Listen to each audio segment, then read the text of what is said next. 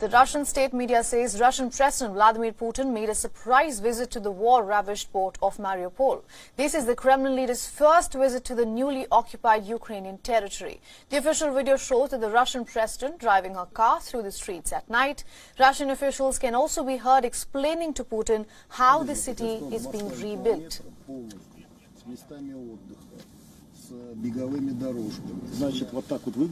Putin then visited the Mariupol theater and also spoke with some of the local residents. This is the Russian president's second trip to the newly annexed territories after he visited Crimea on Saturday.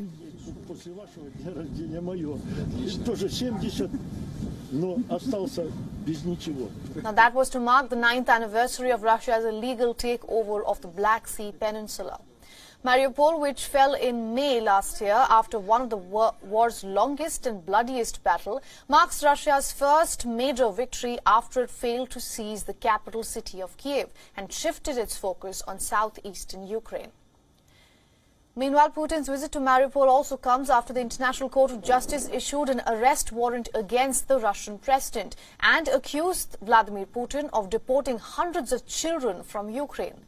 The Kremlin spokesperson has meanwhile called the warrant null and void and has said that Russia finds the issues raised by the ICC as outrageous and unacceptable.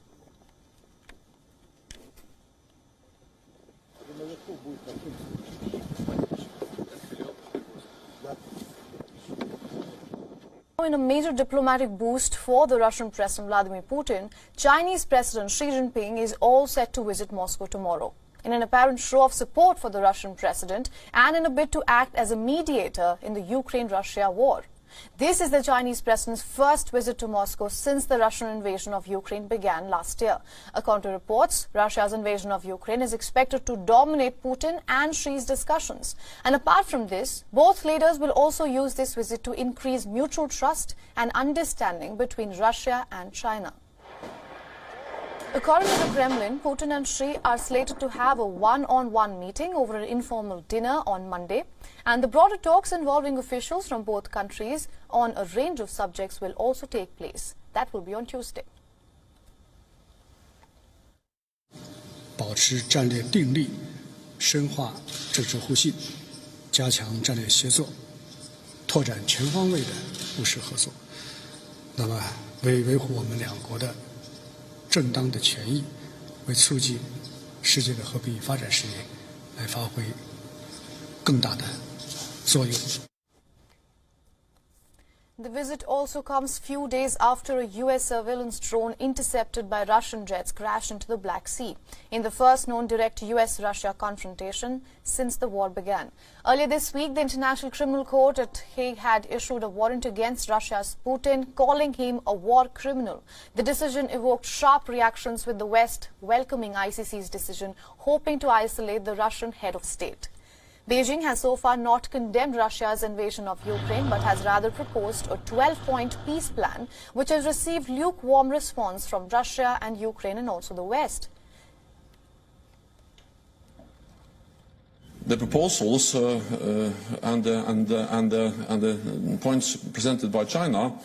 So first of all, China doesn't have much credibility because they have not been able to condemn the illegal invasion of Ukraine. And they also signed, just days before the invasion, an agreement between President Xi and President Putin on limitless partnership with Russia. In recent weeks, the Biden administration has also raised concerns regarding China supplying Russia with lethal weapons, something that Beijing has denied. Meanwhile, the Chinese foreign minister also held a rare telephonic conversation with his Ukrainian counterpart and emphasized on how Beijing was concerned about the year-old grinding conflict with Russia. There is, however, no confirmation on whether the Chinese president will be holding talks with the Ukrainian president.